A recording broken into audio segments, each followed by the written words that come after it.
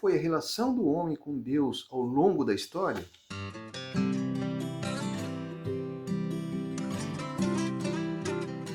Estudos arqueológicos mostram que o homem sempre teve uma relação muito íntima com Deus.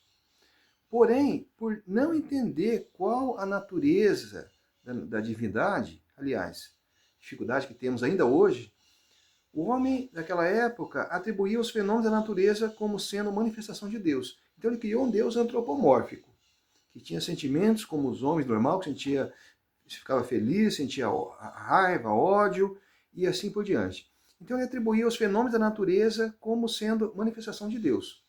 Assim, se ele tinha uma boa colheita, é sinal que Deus estava feliz.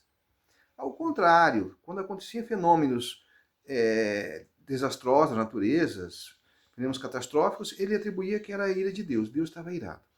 Então ele começa a pensar o que ele poderia fazer para poder Deus estar feliz e assim garantir uma boa colheita, garantir situações mais favoráveis. Nesse contexto, uma das primeiras manifestações que o homem começa a fazer são os rituais. Em seguida, você tem sacrifícios, que começam com sacrifício de animais, depois sacrifício de pessoas. Mais modernamente, via-se, primeiramente com a união da igreja com o Estado, a igreja passa a ser uma instituição muito mercantil, o homem passa através de doações. Então a pessoa estava lá, cometia as piores atrocidades na sua vida. Mas ao perceber que estava próximo ao final da vida, ele fazia altas doações para a igreja e assim ele se salvava. Então nós temos esse fenômeno que durou realmente muito tempo e ainda hoje é, de certa forma, praticado, infelizmente. Porém, com o advento do Espiritismo, no século XIX, nós temos uma mudança completa da relação do homem com Deus. Porque a visão que se tem é que não importa, a gente não tem que tentar agradar a Deus. Deus não é como uma pessoa que se agrada ou se é bajulada ou que se sente ofendida por determinadas condutas nossas. Não, o que importa é a nossa elevação, é a reforma íntima.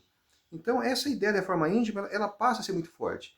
E aí o que importa para nós não é mais ficar fazendo alguma coisa para tentar agradar a Deus, mas sim cuidar da nossa elevação espiritual, porque com a nossa melhora íntima nós nos aproximamos com Deus. Então a ideia de que nós distanciamos de Deus sempre que cometemos algo contrário a essa almejada evolução espiritual e nos aproximamos de Deus sempre que nós estamos caminhando realmente no caminho da nossa evolução. Então esse processo de reforma íntima, ele norteou muito a visão a partir daí, principalmente dos espíritas. Nessa série de vídeos, nós vamos falar um pouco sobre o livro Conduta Espírita, do Valdo Vieira, ditado pelo espírito André Luiz. Esse livro, ele traz uma série de informações bastante interessantes de como o espírita deve agir, como nós devemos agir diante de determinados fatos. A gente não quer aqui dar lição de moral, do que é isso ou aquilo. Mas sim, a ideia é simplesmente a gente ter algum subsídio, alguma coisa que a gente possa utilizar em nosso dia a dia. Tá? Pois o que importa realmente nesse processo evolutivo é sair de alguns equívocos que nós cometemos ao longo do tempo. Por exemplo, durante muito tempo acreditou-se que não, Cristo veio, foi crucificado para tirar nosso pecado.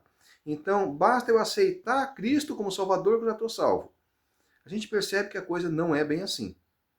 A gente percebe que o que importa é a nossa conduta, é o que nós vamos aproveitar para a nossa evolução daquilo que Cristo deixou como exemplo, como exemplo de vida e como filosofia de vida.